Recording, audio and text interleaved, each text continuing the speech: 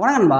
பெண்களுக்கான பாதுகாப்பு அப்படிங்கிறது ஒரு கேள்விக்குறியாகவே இருந்துட்டு வருதுங்க. ஸோ அது மட்டும் இல்லாமல் இப்போ ஒரு குழந்தை அப்புறம் ஸ்கூல் போகுதுன்னா கூட அங்கே ஒரு சில ஆசிரியர்கள் அந்த பெண் குழந்தைகளை பாலியல் ரீதியாக துன்புறுத்துகிறாங்க. ஸோ அது மட்டும் இல்லாமல் பெண்களுக்கான ஒரு கடுமையான சட்டங்கள் இருந்தால் மட்டும்தான் இந்த குற்ற சம்பவங்கள் நடக்காது.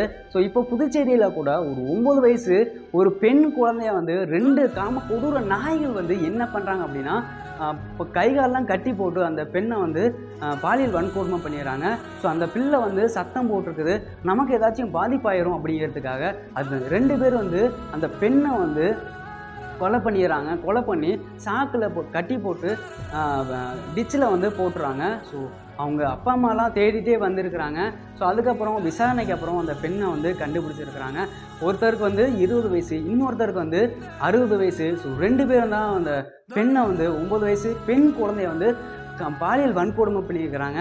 இப்படி ஒவ்வொரு குற்ற சம்பவங்கள் நாளுக்கு நாள் அதிகரிச்சுட்டே வருது. இந்த குற்ற சம்பவங்கள்லாம் அரபு நாடுகளில் நடந்துச்சு அப்படின்னா அவங்கள சுட்டு கொண்டிருப்பாங்க, இல்லைன்னா அவங்களோட ஆண்மையை நீக்கியிருப்பாங்க. ஸோ அந்த மாதிரி சட்டங்கள் அங்கே கடுமையாக இருக்குது. உங்கள் எல்லாருக்கும் ஒரு விஷயம் தெரியுமாங்க, வேர்ல்டுலேயே பெண்களுக்கு பாதுகாப்பு இல்லாத ஒரு கண்ட்ரி அப்படின்னா நம்ம இந்தியா தாங்க. ஸோ முதலிடத்தில் இருக்குது.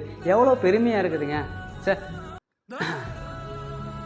ஸோ அது மட்டும் இல்லைங்க, வெளிநாட்டில் இருக்கிறவங்க என்ன சொல்கிறாங்க அப்படின்னா, இந்தியாவில் பெண்களுக்கு ஒரு பாதுகாப்பு இல்லை, அங்கே பார்த்து போங்க அப்படின்னு வெளிநாட்டில் இருக்கிறவங்க சொல்கிறாங்க.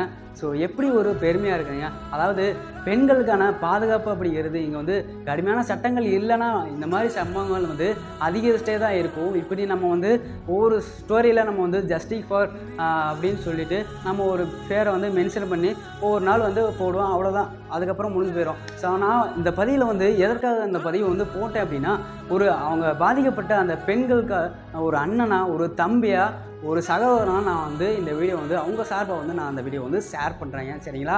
ஸோ பெண்களுக்கான சட்டங்கள் கடுமையாக இருக்கணும். ஸோ கடுமையான சட்டங்கள் இருந்தால் மட்டும்தான் இந்த குற்ற சம்பவங்களை தடுக்க முடியும், சரிங்களா. ஸோ இந்த வீடியோ எல்லாருக்கும் ஷேர் பண்ணி விடுங்க, சரிங்களா.